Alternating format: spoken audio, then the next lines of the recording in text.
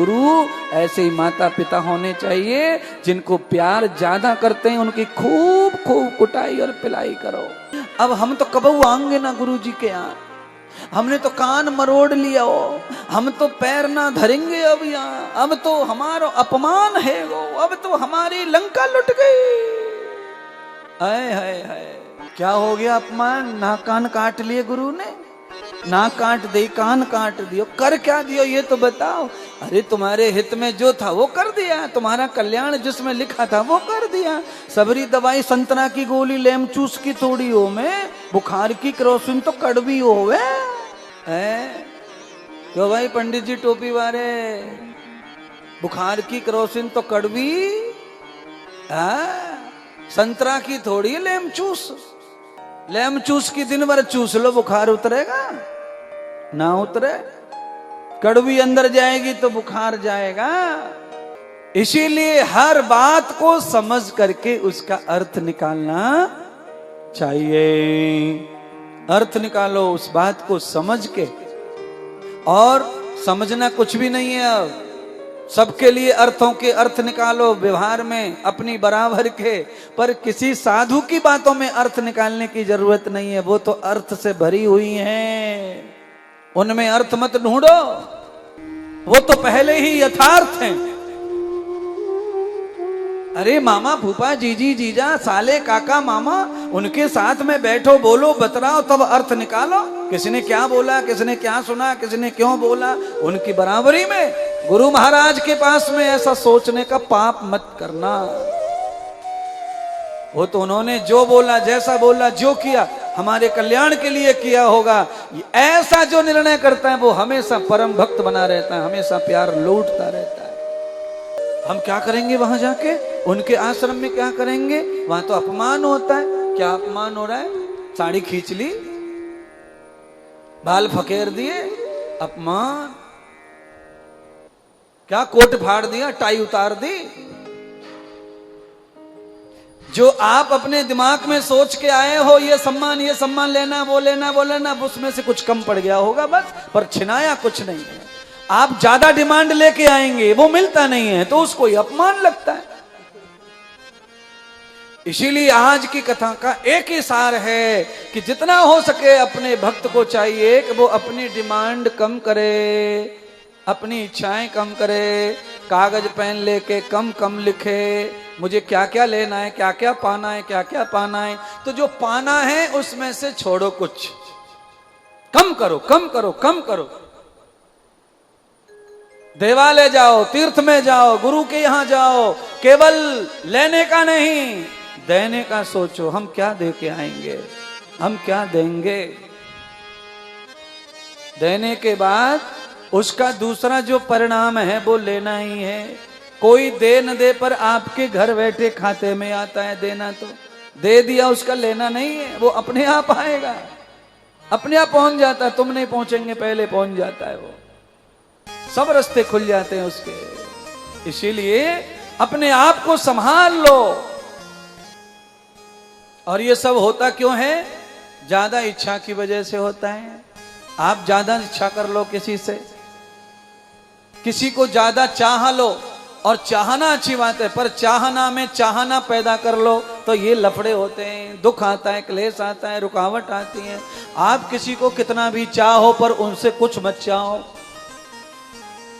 आप किसी को कितना भी चाहो पर उनसे कुछ भी, तो आप हमेशा खुश रहेंगे। और जिनको हम चाहते हैं उनसे हमें सब प्राप्त होता है, बिन मांगे सब प्राप्त होता है। क्योंकि तुम्हारी चाहत में सच्चाई है तो दुनिया इधर से उधर हो जाएगी, पर तुम्हारी चाहत पूरी होगी।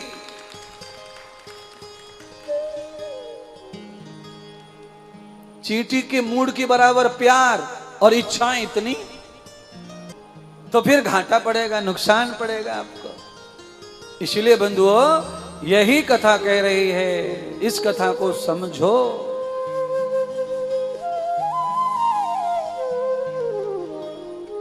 मन के भरोसे तू रहना नहीं, मन के भरोसे तू रहना नहीं, जिन्हें अपना समझे उनसे कुछ कहना नहीं।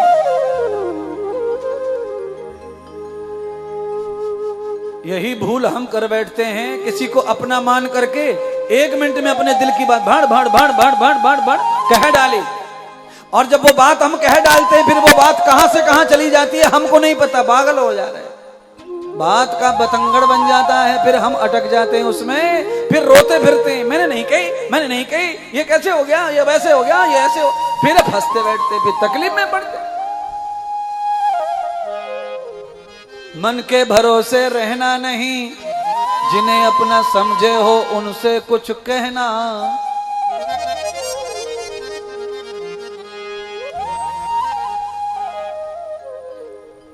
बस ये शब्द है हमारे पास में। तो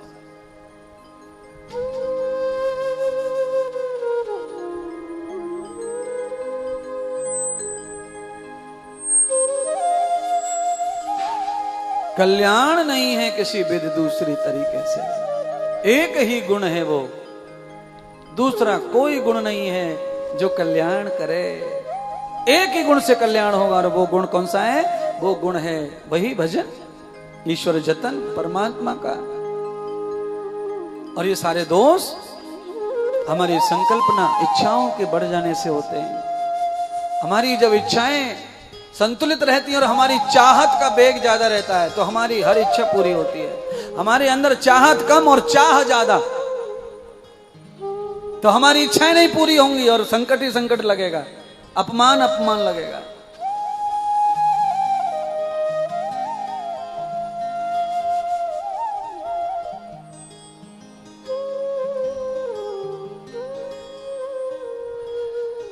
नमः पार्वती पतये हर हर महादेव।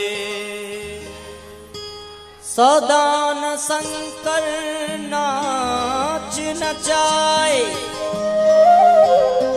सदान डमरू बोले, सदान करते क्रोध सदाना, नेत्र तीसरा खोले। जग जाने जब करें तांडव, गगन धरा हिलते हैं, करते हैं जो शिवलिंग पूजा, दर्श उन्हें मिलते हैं।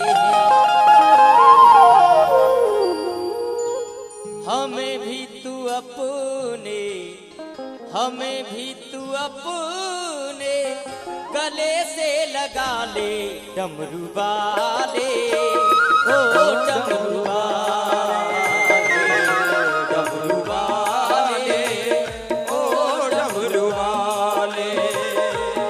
ओ हमें भी तू अपने, हमें भी तू अपने गले से लगा ले, डमरू वाले, ओ डमरू वाले, डमरू वाले, ओ डमरू वाले।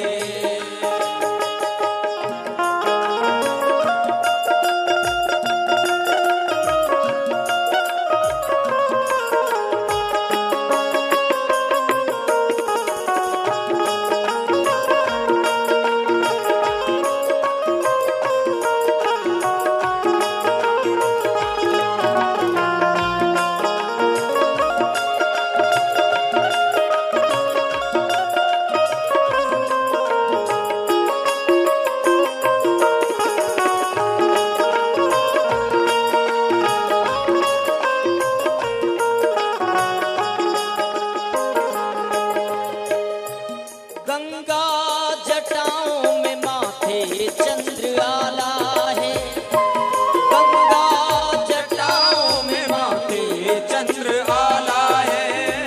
बाजू बंद बिच्छुओं के गले नाग डाला है, बाजू बंद बिच्छुओं के गले नाग डाला है। हमें भी तू अपने, हमें भी तू अपने गले से लगा ले, डमरू वाले, ओ डमरू, ओ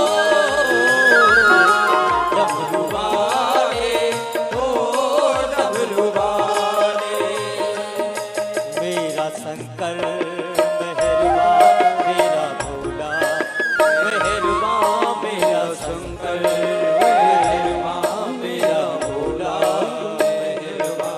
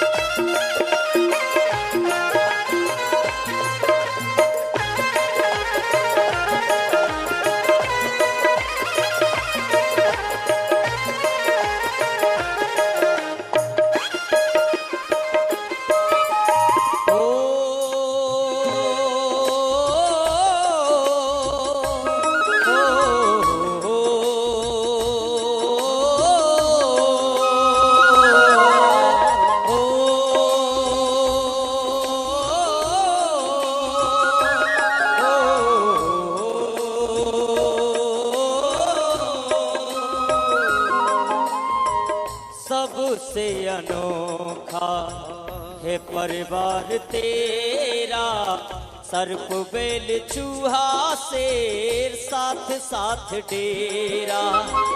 प्रेम का प्रतीक भोले कैलाश पर है, एकता अखंडता भी तेरी आस पर है।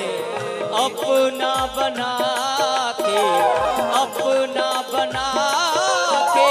हमें भी निभा ले डमरू वाले, ओ डमरू वाले, ओ डमरू वाले।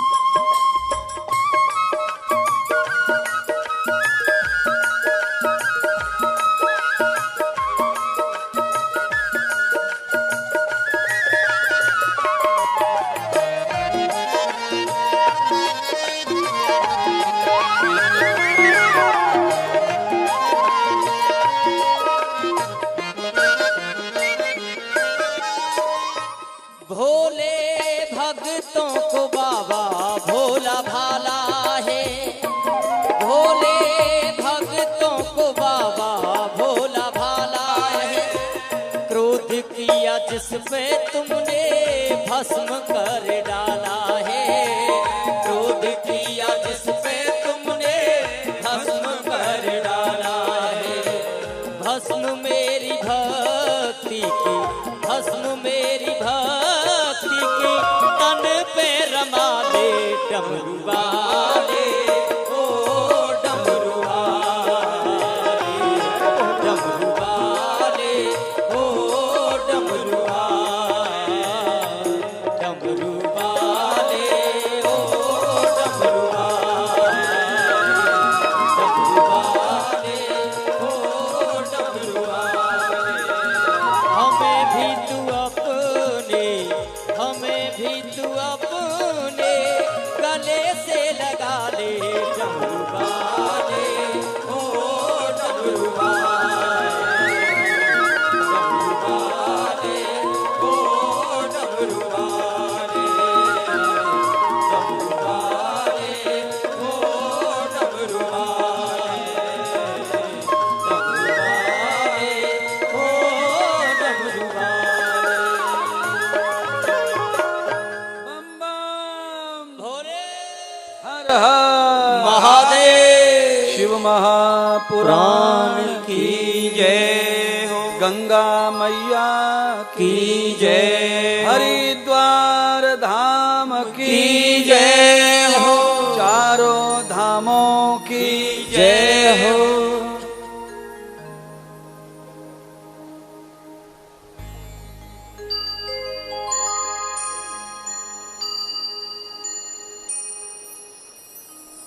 सौनक जी ने सूत जी के चरणों में रखा प्रश्न, कहा भगवान जगत जननी माता पार्वती भगवान शिवजी के साथ में पत्नी के रूप में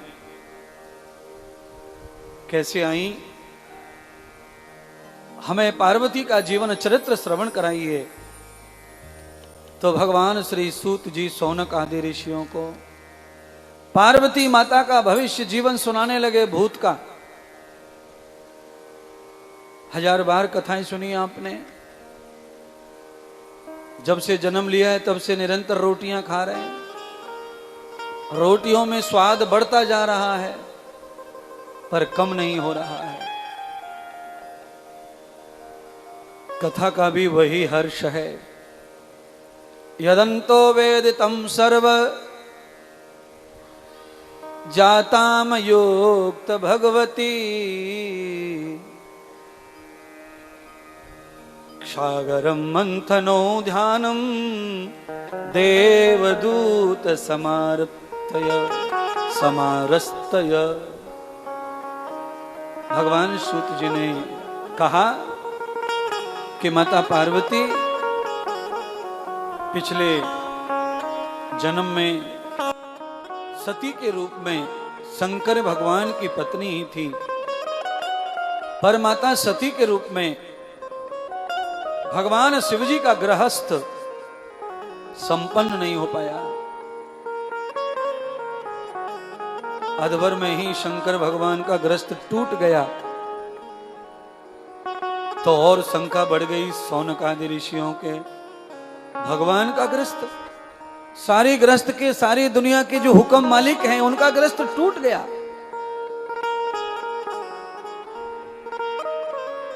बिल्कुल टूट गया। कैसे? तो कहा माता सती ने अपने पिता के घर यज्ञ में कुंड में कूदकर अपने शरीर को संपन्न कर दिया था, इसीलिए भगवान शिव का गृहस्थ अधूरा टूट गया था। सौनक आदि ऋषियों ने कहा, गुरुवर, इतने महान पिता की पुत्री और ऐसे देव की पत्नी, स्वयं जगत जननी, उन्होंने ये हाल हर्ष क्यों किया, ऐसा दशा क्यों की? तो भगवान और कथा सुनाने लगे, सती माता के कारण बताने लगे। कहा, सौनक जी, समुद्र का मंथन हुआ, समुद्र मंथन में जो अमृत निकला, उस अमृत को भगवान विष्णु ने विश्व मोहिनी बनकर के देवताओं को पिला के अमर कर दिया। उस अमर होने की प्रशंसा में, खुशी में देवताओं ने परम उत्सव किया। उस उत्सव में सती के पिता दक्ष की अध्यक्ष के रूप में बुलाया और भगवान महादेव को दक्ष प्रजापति के स्वागत के लिए दरवाजे पर खड़ा किया। पर दक्ष प्रजापति का विलंब से आगमन होने के कारण भगवान शिव ध्यान को चले गए। इस कारण दक्ष प्रजापति लेट आने सर शिवजी के नहीं पाने पर क्रोधित हो गए, नाराज हो गए। तब उन्होंने भगवान शिवजी को देव उत्सव से बाहर कर दिया था और देवताओं के कल्याण के लिए भगवान शिवजी ने अपना अपमान स्वीकार कर लिया था दक्ष प्रजापति से, और वो कैलाश चले गए थे। बाद में दक्ष प्रजापति ने यह घोषणा की थी देव उत्सव में कि आज के बाद कोई भी यज्ञ होगा तो शिव को नहीं बुलाया जाएगा। देवताओं ने शिवजी को बताया ये बात, तो शिवजी ने कहा, कोई बात नहीं, हमें यज्ञ का भी कोई लालच नहीं है और आमंत्रण का भी कोई लालच नहीं है। हमारा तो कैलाश सारी दुनिया से अलग है, जहां कोई मानव समाज नहीं है। हम तो अकेले भी खुश रहते हैं और सबके संग में भी खुश रहते हैं। शिवजी का समान भाव है, हमें कोई बुलाए मत बुलाए, ससुराल से झगड़ा हो गया, कोई नाराजी नहीं है शिवजी को। आज दूसरे ही दिन हरिद्वार की कनखल की कथा आ गई। यही जगह है सती माता का ये पियर मायका। इसी हरिद्वार में माता सती ने जन्म लिया दक्ष प्रजापति के यहां 60 कन्याओं में से एक कन्या के रूप में। सारी कन्याएं देवताओं को विवाही, तो महादेव के साथ सती का विवाह हुआ।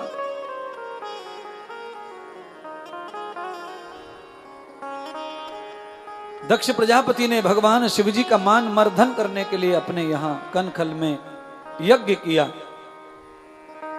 और उस यज्ञ में सारे देवताओं को बुलाया, ब्रह्मा विष्णु को बुलाया, ऋषि मुनि और बृहस्पति ब्राह्मण को बुलाया, महादेव को आमंत्रित नहीं किया। सारे देवता यज्ञ में पधारे, ऋषि मुनि पधारे,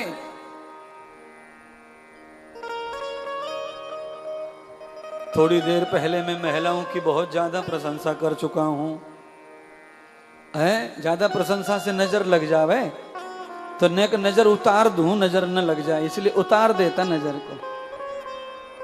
कैसे उतारेंगे गुरुजी बताओ? राई नमक से के हरी मिर्ची नींबू से? ना, मेरे पास में तो शब्दों का ही जादू है।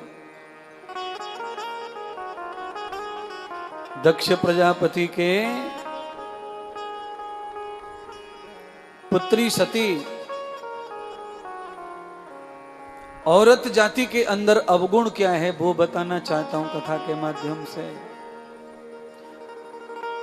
देवों की पत्नियां देवांगनाएं, उनके रास्ते कनखल में आने के लिए अलग अलग से थे, पर वो अलग अलग से ना आई। चाहे फेर से आना पड़े 300 किलोमीटर होके, 318 किलोमीटर होके आऊंगी, पर मैं कैलाश पे होके घूम के फिर हरिद्वार आऊंगी। क्यों? सती को चिढ़ाना है, बदलो लेनो है, बड़ी बड़ी बनती है जगत माता। देख लो आज बड़ी रह गई और हमारो यज्ञ में नाम है। हम आए, हम आज यज्ञ में भंडारो खावे, हवन लेवे।